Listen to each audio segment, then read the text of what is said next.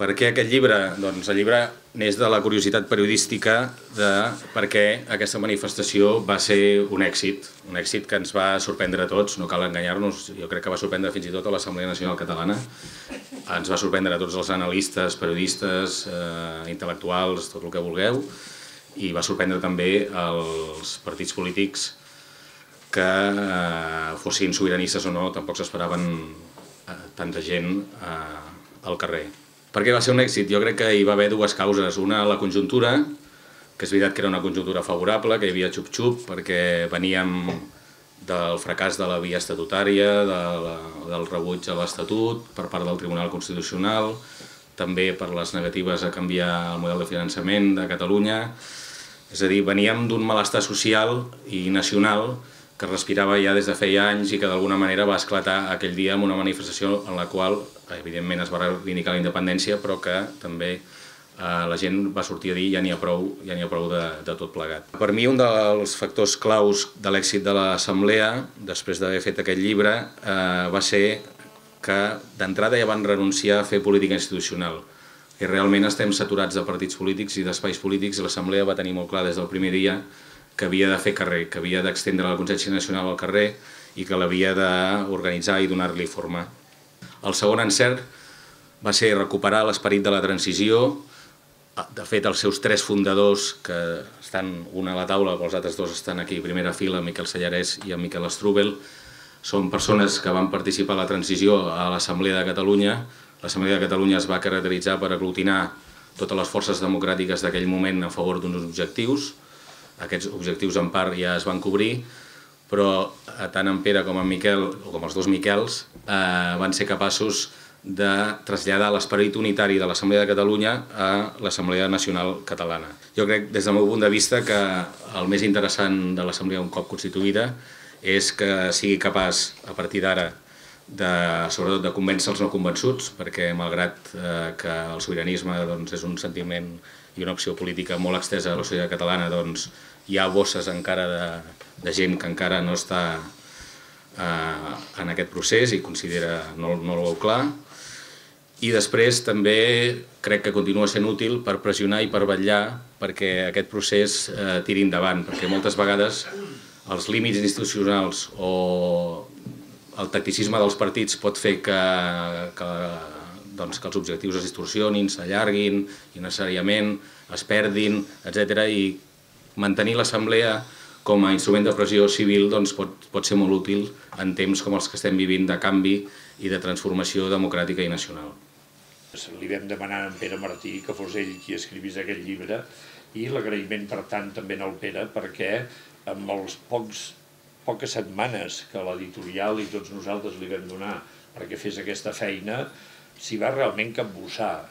Va començar dient, doneu-me noms de gent que ha intervingut en el procés, vam començar per allò que era més immediat, perquè l'èxit de l'11 de setembre feia que sobretot l'Assemblea fos coneguda per l'11 de setembre. Els 4 que vam començar li dèiem moviment per la independència, perquè érem conscients que això no és una cosa que pugui fer només una assemblea popular, cal que tot el país estigui en marxa, cal que les institucions, que els partits, que la societat civil sencera lluiti pel mateix projecte i el que ens va semblar que nosaltres podíem construir era precisament aquesta organització popular que apretés a la societat política, a la classe política, a les institucions i quan vam fer aquell full de ruta ja vam marcar la data de l'11 de setembre del 2012 com la data clau perquè passés alguna cosa semblant a la que va passar.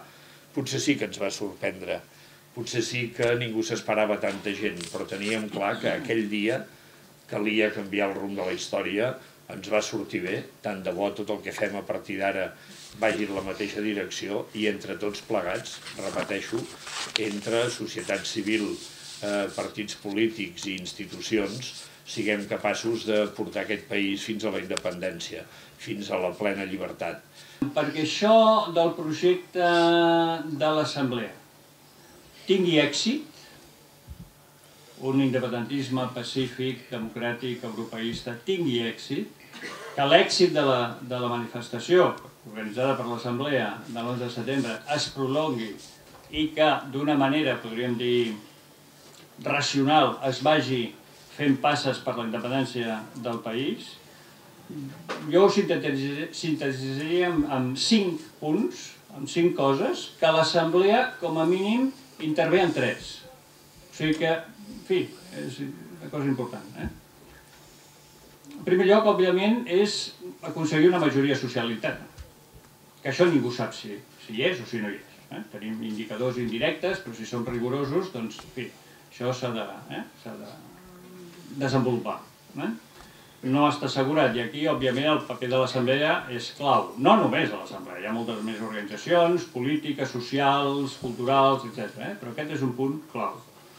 Un segon punt seria internacionalitzar el procés. Podem tenir una majoria social, però això no és suficient.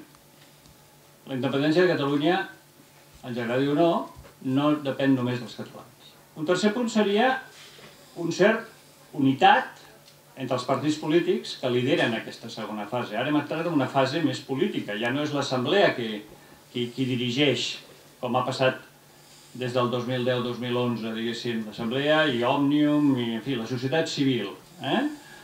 No, estem en un moment més polític. El lideratge ha passat ja al Parlament, després de les eleccions, al govern, etc. Unitat entre els partits polítics. I després l'últim punt és el lideratge. Cap moviment social d'aquesta que es planteja aquest objectiu polític, que és l'objectiu més important i més radical que un país es pot plantejar, formar un estat propi. Això necessita un lideratge prestigiat, un lideratge que sigui fort, que sigui reconeixible des de qualsevol punt del món. L'Assemblea té aquí molta feina per fer. Jo diria que ara entra una mica en la fase menys agraïda, perquè és menys protagonista, volgudament menys protagonista, però més decisiva, perquè és quan ens estem jugant de veritat el que és l'èxit del procés. Quan llisquen els llibres que no l'han llegit encara, potser es sorprendran per el que hi explica. Perquè això no és una història de fades on sonen violins. Això que explica és un procés complicat, on van haver moments que igual millor que no hagueren passat, on van haver circumstàncies que portaven massa a la punta les coses, on la narració que s'hi fa no és una hagiografia a major glòria de l'Assemblea Nacional, és la crònica del que va passar. I jo sabia que el Pere podia fer això, que ell no faria el que li digueren que fes, sinó que faria el que com a professional pensava que havia de fer. És que jo crec que és fonamental i imprescindible mantenir això, mantenir aquesta visió complexa del país. Jo fa temps que dic que això ho tenim guanyat, que molt mal ho hem de fer per no arribar a bon port, que hauríem d'equivocar-nos moltíssim, fer jugar molt mal el partit per no arribar a bon port. I que els perills més grossos que veig, un és que tinguem por, perquè clar, si nosaltres tenim por, doncs malament, no farem res, no? Però n'hi ha un segon que crec que és molt important i que en el llibre Pere actua en contra d'aquest perill, no? Que és el perill d'inventar-nos un país irreal. El país és una realitat molt complexa, per sort. Jo desconfio molt dels països que no tenen realitats complexes i que fem l'exercici d'avançar en aquest procés respectant la pluralitat, respectant la complexitat, respectant que n'hi ha gent que volem ser independents, que n'hi ha gent que no vol ser independent i té exactament els mateixos drets que nosaltres a defensar la seva posició, que n'hi ha gent que no sap encara que voldrà ser independent, perquè ja ho sabrà, que és qüestió de temps. Respectar que les coses no són màgiques, que això no passa, que no és un conte de fades, sinó que és una realitat humanament molt complexa en la qual n'hi ha dies molt dolents i n'hi ha situacions molt difícils. Això és molt important. Perquè, sobretot, si després desemboquen en fets bons, i jo crec que això és a mi la lectura que m'agrada més del llibre del Pere, i si tu llegeixes tot això, vas pensant, I enmig de tot això, com és que al final va eixir bé tot? I aquesta és la resposta que jo crec que és la bona. Va eixir bé tot perquè la majoria ja és tan gran que importem poc el que fem els uns i els altres. Al final n'hi ha un moviment popular en marxa d'una dimensió colossal que, per més que la nostra complexitat humana i individual ho posa difícil, reclama i necessita tirar endavant el procés perquè sap que el país necessita tirar endavant perquè no hi ha una altra manera.